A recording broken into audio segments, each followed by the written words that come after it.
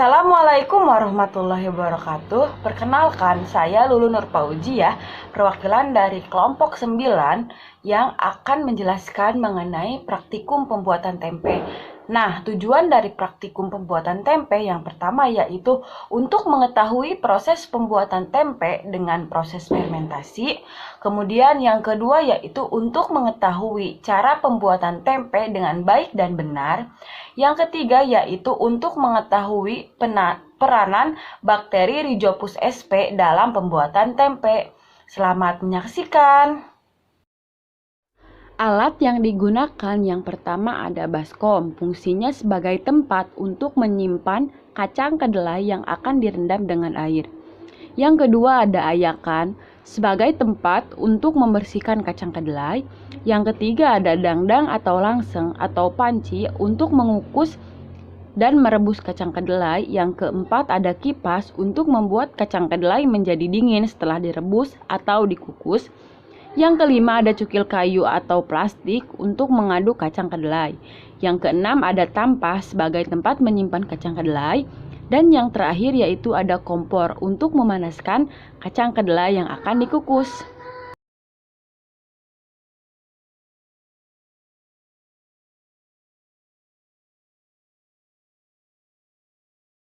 Semua alat dicuci dengan bersih, kemudian dikeringkan. Setelah semuanya bersih, kemudian kita bersihkan kacang kedelai dari bahan-bahan yang lain yang tercampur. Cuci hingga bersih.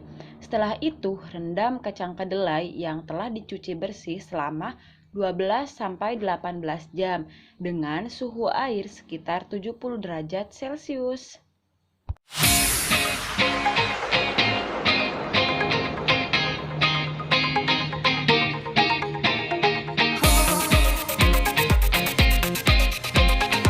Setelah direndam sekitar 12-18 jam, kemudian lepaskan kulit biji kedelai.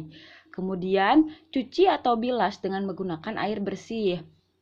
Kukus dan rebus biji kedelai sampai empuk.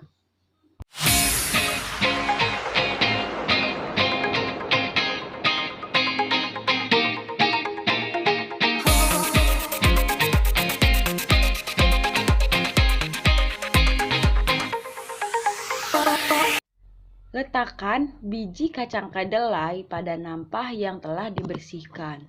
Kemudian kipas sambil diaduk-aduk hingga biji tersebut terasa hangat.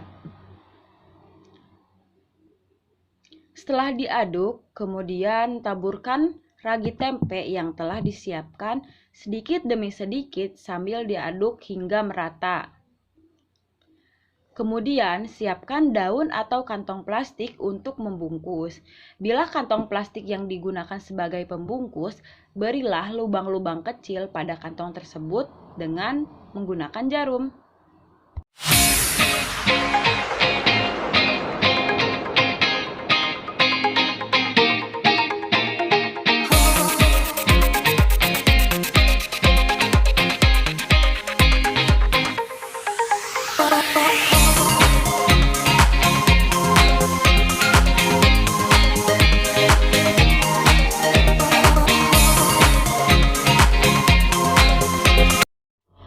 Untuk hasil praktikum bisa dilihat di dalam tabel.